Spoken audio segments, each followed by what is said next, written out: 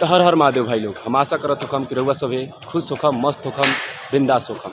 तो आज हमनी के बानी जब बलिया के ड्रामा हॉल में, जहाँ पर भारत लोक रंग महोत्सव के एक मैसेज के नुक्कड़ के द्वारा मैसेज दिया जाता, जौना के शूटिंग चल रहा बा, अभी तैयारी चलता। तो लगातार हमारा साथ वीडियो में जुड़ा रही, हम रउआ सभे के लेके चलत तनी अंदर और दिखावत तनी अंदर के अभी का तैयारी चल रहा बा।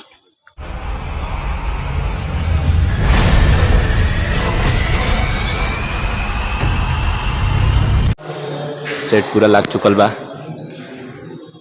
सभी लोग तैयार हैं। हाई हमनी के आनंद भैया पड़ा, हाई अनुपम भैया, यहाँ लोग नुक्कड़ खाती बड़ा लोग। देखिए भारत रंग महोत्सव, बताओ NSD से आया है। हाँ बताइए। NSD से आया है प्रोग्राम, जो कि हमारे संकल्प संस्था द्वारा आज नुक्कड़ के माध्यम से एक मैसेज दिया जाएगा। नहीं सर, तो चलिए अभी कुछ क्षण में दीप प्रज्वलन होगा भाई, और बाद फिर से हमनी के प्रोग्राम के वीडियो हम दिखाई। लगातार हमारे साथ वीडियो में जुड़ा रही, तो अच्छा लग रहा है देख के। मगर ये रो भी रही है अंदर से, कहे से कि कल इसका बोर्ड का पेपर है भाई। आपका भी ऑफिस भाई देखिए, हाँ ये कर लो पहले। बड़े ये आलिया भट्ट है।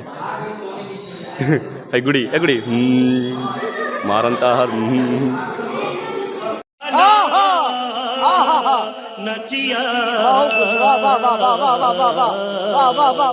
तो भाई अभी पूरा टीम जुट चुकल बा, का जने के आवत दिया जा रहा है।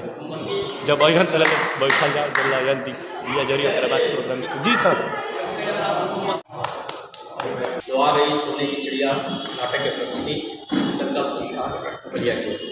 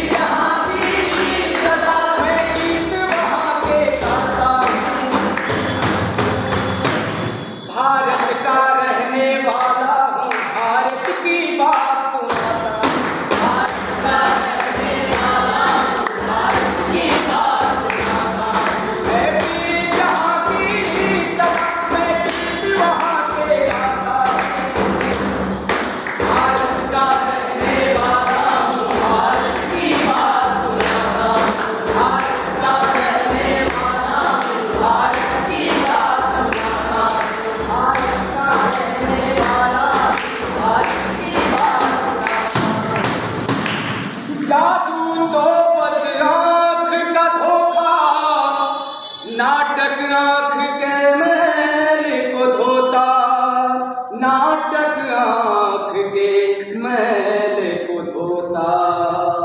जादू? कैसा जादू भाई? अरे हाँ भाई, जादू मतलब नाटक एक जादू ही तो है। तुम कहना क्या चाहते हो भाई? अरे यही कि नाटक में कितना आकर्षण होता है, हर कोई खींचा चलाता है। अरे भाई, कल्पना की यह जादूगरी हमारे भारत देश से ही तो शुरू हुई थी।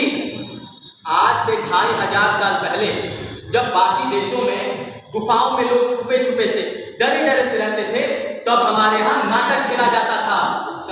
और तुम्हें पता है कि नाटक के आधार को क्या कहते हैं? क्या कहते हैं? नाट्य शास्त्र, यानी कि पंचम वेद। अच्छा, पंचम वेद? 4 वेदों के बारे में तो सुना था, पर ये पंचम वेद के बारे में तो कभी सुना ही नहीं। तुम्हारे जैसे आदमी की वजह से ना हमारी संस्कृति और सभ्यता पिछड़ गई। अबे भाषण नहीं, पंचम वेद के बारे में बताओ। पंचम वेद के बारे में मैं बता रहा हूँ भाई। देखो, चतुर्थ वेद यानी कि अथर्ववेद के आते आते हमारे पूर्वजों ने mathematics, science, astronomy, astrology, medical और सर्जरी सब कुछ के बारे में जानकारी ले ली थी। तभी तो इसी देश ने पूरे विश्व को जीरो के बारे में बताया था।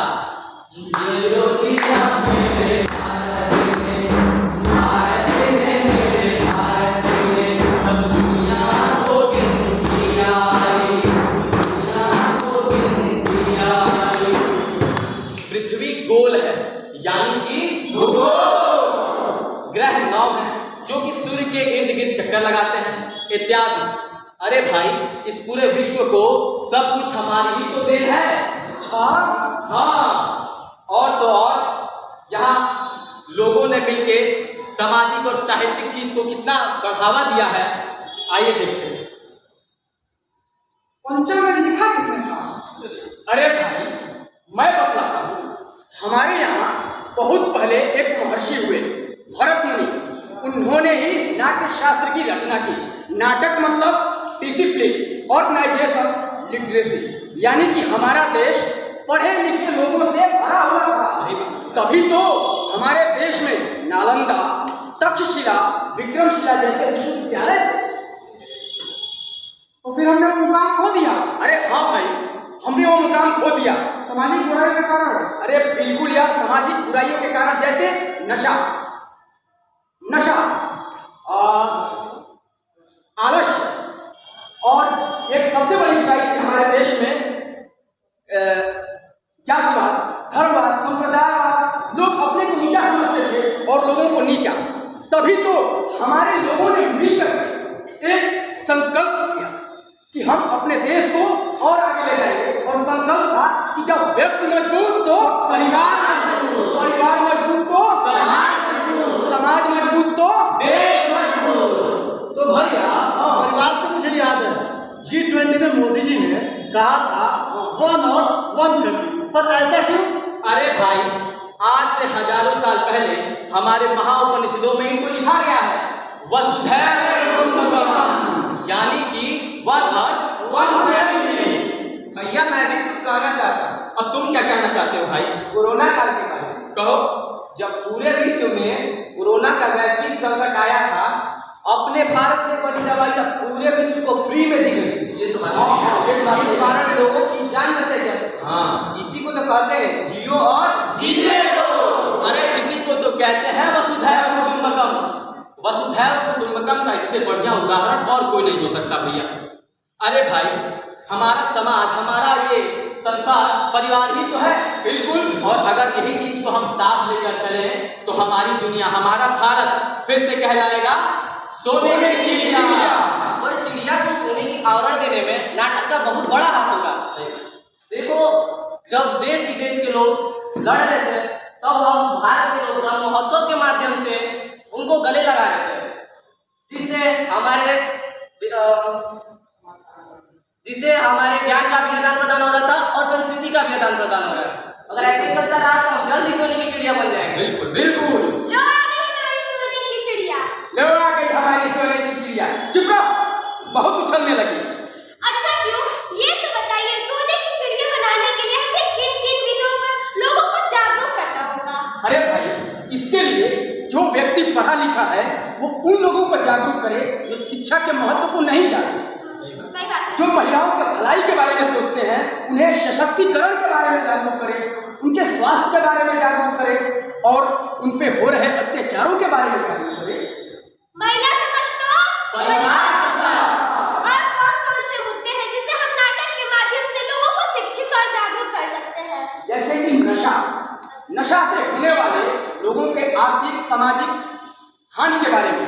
देखो भाई, हमारे देश में जात, धर्म, संप्रदाय, मजहब के नाम पे जो लोग लड़ रहे हैं उनको हम नाटक के माध्यम से जागरूक कर सकते हैं कि वो न लड़ें।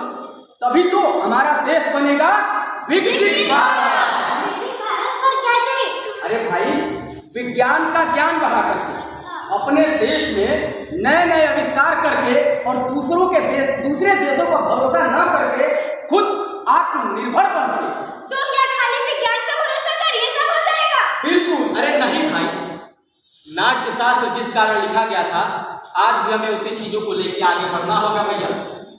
देखिए, हमारा धरोहर, हमारी संस्कृति, हमारी भूली हुई बातें, हमारे युवा पीढ़ी और हमारे छोटे युवा पीढ़ी से हम विनती करते हैं कि हमारी मूर्ति कला, हमारे वेदों के बारे में और हमारे देश में हमारे पुरखों ने जो जो योगदान दिया है उसको फिर से खंगालें, पढ़ें, समझें और एक देश को नेतृत्व के रूप में आगे लेकर बढ़ें। बिल्कुल, की सर्वांगीण उन्नति होगी, हम आत्मनिर्भर होंगे और हमारी संस्कृति भी समृद्ध होगी। इसके लिए हमें सबका साथ मिलकर चलना होगा और सबका साथ देना होगा। सबका साथ, सबका प्रयास, सबका विश्वास। इस तरह से हम पूरी दुनिया, पूरी देश पर नजर रख सकते हैं, पूरी दुनिया का नेतृत्व कर सकते हैं, जिस नेतृत्व में शांति की वार्ता हो, जिस नेतृत्व में साम्राज्यवाद की बात न होकर मनुष्यता की बात हो। इस तरह हम समाज में अपने आप को विश्व गुरु बना सकते हैं। बिल्कुल विश्व गुरु। लेकिन भैया लगे हाथ तो और भी बुराइयां बता दो जिन्हें हम नाटक के माध्यम से जागरूक कर उन्हें दूर कर सकते हैं। हाँ भाई, एक और बुराई है कन्या भ्रूण हत्या। इस कन्या भ्रूण हत्या को दूर करने के लिए हम नाटक का उपयोग कर सकते हैं, जन जागरण कर सकते हैं। अरे ये तो बहुत बड़ी बुराई है भैया, इससे पुरुष और स्त्री का रेशियो बिगड़ रहा है। मैं इस पे कल ही एक नाटक शुरू करता हूँ। और भी तो सामाजिक बुराइयां हैं जिनके प्रति हम लोगों को जागरूक कर सकते हैं, वो भी तो बताओ। अरे केवल मैं ही बताऊं? मैं ही पढ़ा लिखा हूँ, तुम भी तो पढ़े लिखे हो, तुम भी तो जागरूक व्यक्ति हो, तुम्हारी भी तो जिम्मेदारी बनती है, तुम भी जागरूक कर लोगों को। मैं बताती हूँ दहेज प्रथा। हाँ भैया, मेरी बहन के ससुराल वाले दहेज में बहुत चलते हैं। इसके प्रति हम लोगों को नाटक के जरिए जागरूक कर सकते हैं। बिल्कुल, लेकिन कैसे, ये भी तो बता दो भैया। अरे भाई, समाज में हम जो भी बुराइयां देखें उस पे एक नाटक में सही बात अपने साथियों के साथ मिलकर मनोरंजन तरीके से लोगों को जागरूक करें। बिल्कुल, इससे मनोरंजन भी होगा और लोगों को ज्ञान भी मिलेगा। समाज और देश मजबूत भी होगा और हम फिर से बनेंगे सोने की चिड़िया और विश्व गुरु। बिल्कुल भाइयों, नाटक तो बड़े ही कमाल की चीज है। हम नाटक के माध्यम से मनोरंजक तरीके से समाज की हर बुराइयों पे प्रकाश डाल सकते हैं, हर बुराइयों को दूर कर सकते हैं और लोगों का मनोरंजन भी कर सकते हैं। तो आइए हम सब मिलकर पंचप्रण शपथ लें, हम बुराइयों को दूर करके रहेंगे। हम भारत के अखंड विरासत पर गर्व करेंगे, गुलामी की हरन से मुक्ति दिलाएंगे, अपनी विरासत पर गर्व करेंगे, अपनी विरासत पर गर्व करेंगे, एकता और एकजुटता के साथ रहेंगे, एकता और एकजुटता के साथ रहेंगे। भारत माता की जय, भारत माता की जय, वसुधैव कुटुम्बकम, वसुधैव कुटुम्बकम, वंदे मातरम, वंदे मातरम, वंदे मातरम, वंदे मातरम।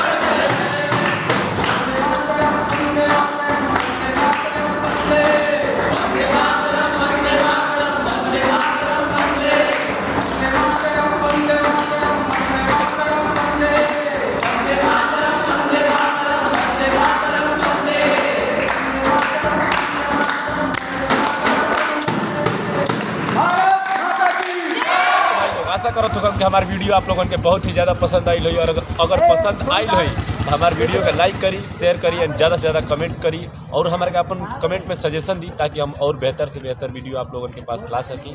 तब तक के लिए जय श्री राम।